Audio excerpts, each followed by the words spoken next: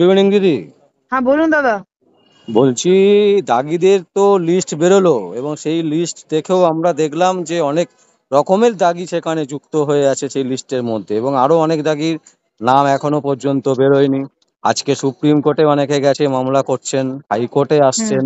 মানে কি হ্যাঁ, ঘটতে চলেছে আলটিমেটলি, মানে সরকার অ্যাকচুয়ালি কি চাইছে? দেখুন, আমাদের ইউনিয়ন মিনিস্টার মাননীয় ডক্টর সুকান্ত মজুমদার মহাশয় কিন্তু এটাই বলেছেন যে দাগিদের নাম তো আমরা জানতে পারলাম, কিন্তু কাদেরকে দেওয়া হলো টাকাটা, কারা টাকাটা নিল, টাকাটা কারা দিল, সেটা তো আমরা ডেফিনেটলি জানতে পারলাম এসএসসি তে।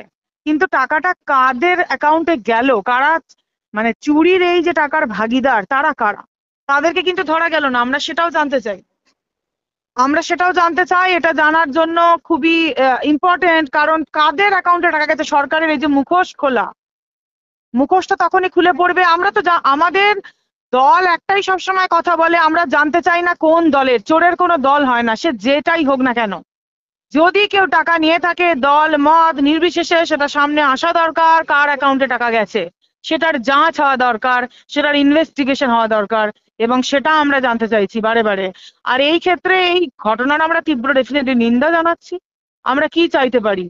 আমরা বিচার ছাড়া আমরা কি চাইতে পারি? আজকে এসএসসির মতন একটা বড় দুর্নীতি, একটা বড় স্ক্যাম, যে ক্ষেত্রে অযোগ্যরা চাকরি পেলো, যোগ্যরা পেলো না, যোগ্য অযোগ্যের নিরিখে আজকে তো অযোগ্যরা বেরিয়েই গেল। আজকে তো বাধ্য হলো রাজ্য, আজকে সুপ্রিম কোর্টের চাপে পড়ে আজকে কিন্তু সুপ্রিম কোর্টের অর্ডার মানতে তারা বাধ্য হলো। তাহলে আজকে দিন দাঁড়িয়ে কেন কাদের অ্যাকাউন্টে টাকা গেল সেটা কেন জানা যাবে না? তো আমরা চাই সেটাও জানা যাক। আমাদের কোনো লুকোছাপার কোনো ব্যাপার নেই। আজকে যদি আমার এগেনস্টে অ্যালিগেশন আছে আমি চুরি করেছি, তাহলে এটাও বেরোনো উচিত যে আমি চুরি করেছি কি করিনি। কারণ আমি জানি যে এখানে আমি চুরি করিনি, সেক্ষেত্রে আমার ভয় বা লজ্জার বা ঢেকে রাখার মতন কোনো ব্যাপার নয়। পাবলিক মানি যাদের দ্বারা মিসঅ্যাপ্রোপ্রিয়েটেড হয়েছে, সেটা দলমত নির্বিশেষে বেরোক, এটাও আমরা চাই। বলছি, মাননীয় মুখ্যমন্ত্রী মানে স্টেডিয়ামে বলেছিলেন যে কারোর চাকরি যেতে দেব না আমরা, তাহলে এক্ষেত্রে কি হবে? মাননীয়া ভাঁওতা দেওয়া কথা ছাড়া আর কি কথা বলেন আপনারা মনে করেন? মাননীয়া তো শুধুই ভাঁওতা দেওয়া মিথ্যা কথা, মানুষকে দেওয়া মিথ্যা প্রতিশ্রুতি। আপনি একটা জিনিস বলুন, চোরের ধন, চুরি করে করিয়ে দেওয়া ধন কোনোদিনও আটকানো যায়, কোনোদিনও রাখা যায়? যে মানুষের যোগ্য চাকরিটা খেয়ে আজকে অযোগ্যরা আজকে চাকরি পেল, আজকে তাদেরকে মাননীয়া বলছেন আমি একটা চাকরি যেতে দেবো না। কেন? কারণ মাননীয়া ঠেকা নিয়ে বসে আছেন। কেন? মাননীয়ার দল, মাননীয়ার দলের মন্ত্রীরা, গোটা মন্ত্রিসভা ঠেকা নিয়ে কেন বসে আছেন বলতে পারেন? এই জন্য ঠেকা নিয়ে বসে আছেন, তার কারণ তার দলের কর্মীদের মধ্যে তারাই তো চোর, তার দলের নেতারাই তো চোর। এই জন্য মাননীয়া ঠেকা নিয়ে বসে আছেন। কোনো দরকার নেই তো মাননীয়া। এই মিথ্যা কথা বলে কি কোনোদিনও কোনো রাজ্যকে বাঁচানো যায়? মিথ্যা দিয়ে কি কোনোদিনও একটা মন্ত্রিসভাকে বাঁচানো যায়? কখনোই বাঁচানো যায় না। এটাই মাননীয়া, মাননীয়া ভাঁওতা দেওয়া কথাবার্তা বলেছেন, মাননীয়ার মুখোশটা খুলে পড়েছে। সর্বোপরি তৃণমূল সরকারের, মাননীয়া সরকারের যে এই মুখোশ, সেটা কিন্তু খুলে পড়েছে, সেটা কিন্তু কোনোভাবেই আর আটকে রাখা যাবে না। তো মাননীয়ার কথাটা যে মিথ্যা, মাননীয়া যে তার কথা রাখতে পারলেন না, মানুষ সেটা বুঝুক। যে আমরা যদি মাননীয়াকে বিশ্বাস করি, মিথ্যা কাজ করি, তাহলে ডেফিনেটলি আমাদের সেই মানে সাধনাটা ব্যর্থ সাধনাই হবে। কারণ চুরির ওপর এবং দুর্নীতির ওপর নির্ভর করে চোরকে তো ভরসা করা যায় না। চোর চোরকে ভরসা করবে। যারা ভরসা করেছে, মানুষ যদি ন্যায় চাইতো, মানুষ যদি বিচার চাইতো, মানুষ যদি চাইতো যে না, সত্যিকারের যোগ্যরা আজকে শাস্তি পাক, তাহলে তারা ভাবতো। কয়েকটা চোরের দল যারা চুরি করে চাকরি পেয়েছে, তারা তো মাননীয়ার উপর ভরসা করেছেন। আর কারা ভরসা করেছেন কি বলবো, মানে আমাদের তো জনগণ তো বলছে ভরসা করেননি, এটাই। বলছি, দাগিদের যে লিস্ট বেরিয়েছে তাতে দেখা যাচ্ছে মমতা ব্যানার্জির ভাইজির নামও উঠে এসছে, মানে কি বলবেন? অবশ্যই উঠে তো আসতোই। মমতা ব্যানার্জি মহাশয়ার যিনি ভাইজি, সে তো আর কাকে ফলো করবেন বলুন? তারা কাকে ফলো করবেন? তারা তো মাননীয়ার মানে কথাতেই চলবেন, এবং তারা তো তার নীতি নীতি আদর্শই তো ফলো করবেন। একজন চোরের নীতি আদর্শ কি আশা করেন? একজন চোরে না শোনে ধর্মের কাহিনী, এই কথাটা, একটা শব্দটা আছে না, চোরে না শোনে ধর্মের কাহিনী। তাহলে চোরেদের কাছ থেকে আমরা কি ধর্মের কাহিনী আশা করবো বলুন দাদা? কিছু তো আমরা আশা করতে পারি না। আমরা তো দেখতে পাচ্ছি কাউন্সিলর, সে নাকি চাকরি, কাউন্সিলর অবস্থায় মানে একটা প্রাইমারিতে কিছু টাকা লুটে নেওয়ার জন্য 2 নম্বরি করে চাকরি পেলেন, এটাও জানেন আপনি? একটা কাউন্সিলর কিভাবে চাকরিটা পেলো? একটা কাউন্সিলর সে 2 নম্বরি করে, এরকম মানে প্রচুর লোক, এবং আমরা শুধু আজকে এসএসসি তে স্ক্যামটা এতটা সামনে এসছে, আমরা মিউনিসিপ্যালিটি ক্ষেত্রে দেখেছি, পরীক্ষার ক্ষেত্রে লট অফ মানে জিনিস আমরা দেখেছি, মানে এক্সামিনেশন সিস্টেম, যেগুলো সবই করাপশনে ভরা এবং করাপ্টেড, যেগুলোর রেজাল্ট পর্যন্ত বেরোয়নি। বলছি দিদি, আজকে মানে আমাদের অভিষেক ব্যানার্জি তিনি বলছেন যে জেলায় জেলায় আমাদের বার্তা পৌঁছে দিতে হবে এবং প্রত্যেককে একটা জিনিস বুঝিয়ে দিতে হবে যে কোনো রকম কিছু পাইয়ে দিয়ে কোনো কিছু পাওয়া যায় না।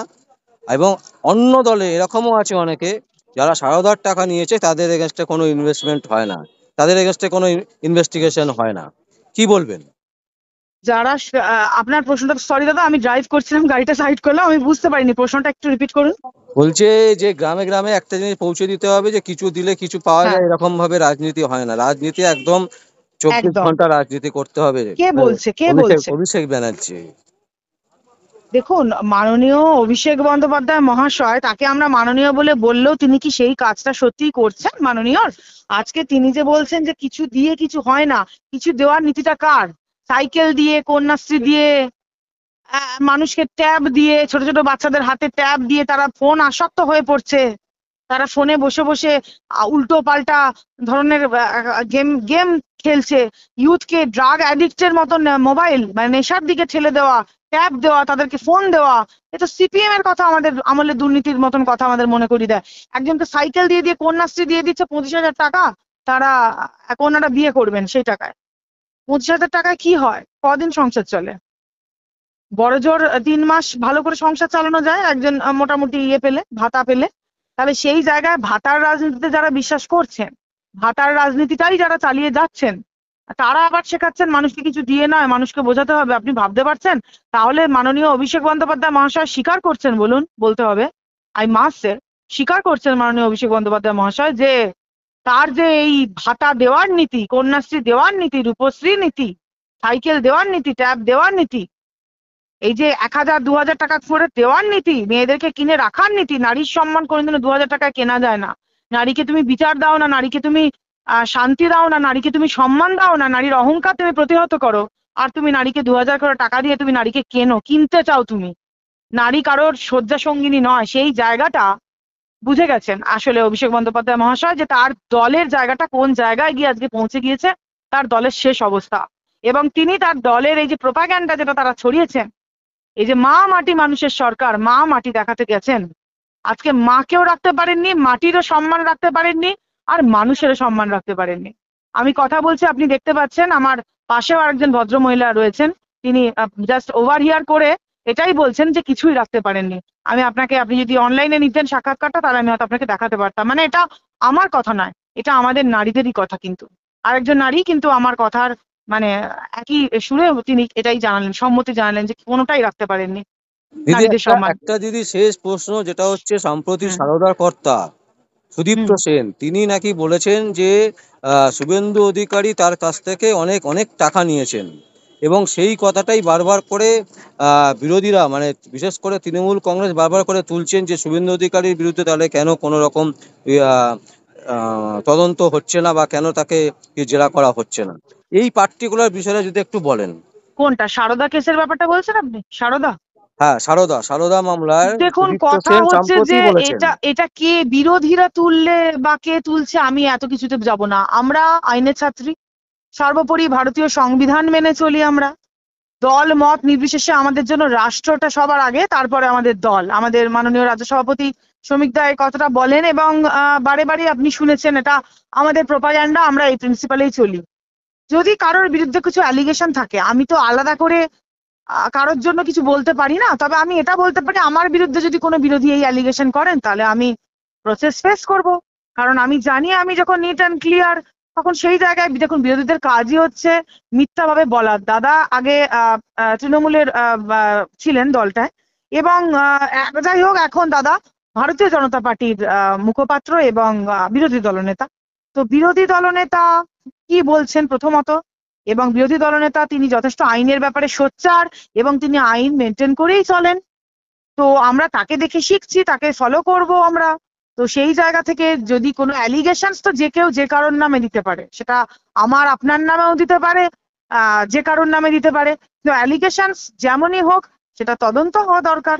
সেটা সেই অনুযায়ী তারা যদি প্রমাণ সত্যিই পেত সঠিক, বলার আমার একটাই কথা, যদি সত্যিই কোনো প্রমাণ পেত তাহলে কি বিরোধীরা চুপ করে থাকতো? বিরোধীরা কি সেটা নিয়ে একবারও সামনে সেটা নিয়ে আসতো না? তারা কি দেখাতে পারতো না যে এই ঘটনাটা আমরা পেয়েছি? শুধু গল্প কেন, আমরা তো শুধু কথা শুনছি। তাহলে কোর্টের অর্ডার কোথায়? যদি তাদের এতটাই অ্যালিগেশন থাকে আমাদের আজকের দিনের দাঁড়িয়ে বিরোধী দলনেতা, এবং তারা বলতে চাইছেন দা দেন যখন তাদের দলে ছিল তখন কিছু সমস্যার কথা, তাহলে তারা তখন সেটা বলেননি কেন, আজকে বলছেন কেন? কারণ আজকে তিনি ভারতীয় জনতা পার্টিতে আছেন বলে তাকে বলছেন কি? প্রথম প্রশ্ন আমার এটা।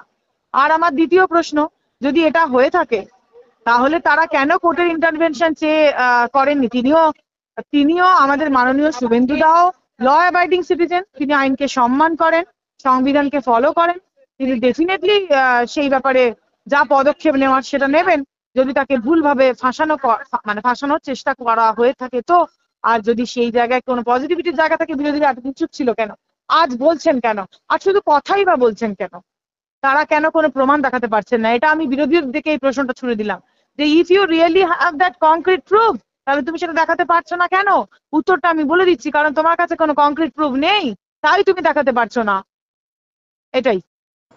একদম একদম দিদি, অসংখ্য অসংখ্য ধন্যবাদ। আমরা পরে আবার আপনার সাথে যোগাযোগ করব। ভালো জয় হিন্দ, থাকবেন, সুস্থ জয় হিন্দ, থাকবেন। জয় হিন্দ। আপনিও ভালো থাকবেন।